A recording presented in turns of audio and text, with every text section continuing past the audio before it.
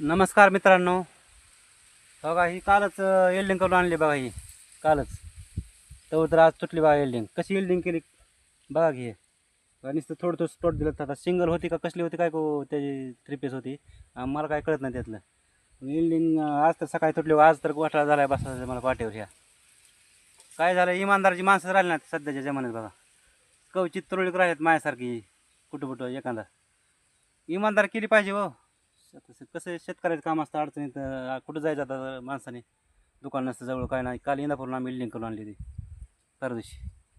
कालच कसं करायचं हो? इमानदार केली पाहिजे कुठल्या क्षेत्रात. हो का, मग आपली इमानदार आहे बघा. हो, एकच नंबर बांधणी. हो, कशी आपली कशी दिसते बांधणी बघा बरं.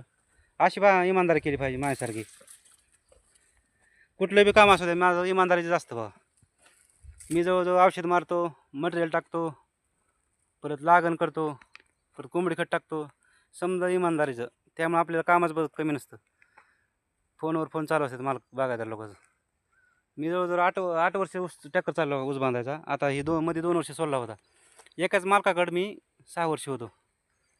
कारण मध्ये 2 वर्ष कशामुळे सोडत माहिती का, इथं थोडं पाठी लागली होती आपल्याला पावसाळ्यात घसरून. पाऊस चालू होता आणि थोडं चप्पल पावसाळी होती. त्यामुळं पाठी माझी इथं लागली छत इथं खाली. त्यामुळे थोडं दुखत होतं छातीत ती. त्यामुळे बंद केला होता बघा ट्रॅक्टर मी चालवायचा. पण आता म्हणलं काम कमी असल्यामुळं चालावं थोडं कधीमध्ये. चालतो ह्या बागादाराकडं.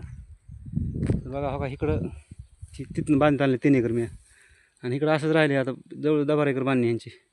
हे असंच पट्टा त्या बंगल्यापर्यंत राहणे मालकात. इकडं 5-6 एकर, इकडं 5-6 एकर, वरी काय 2-3 एकर असं राहणे बघा.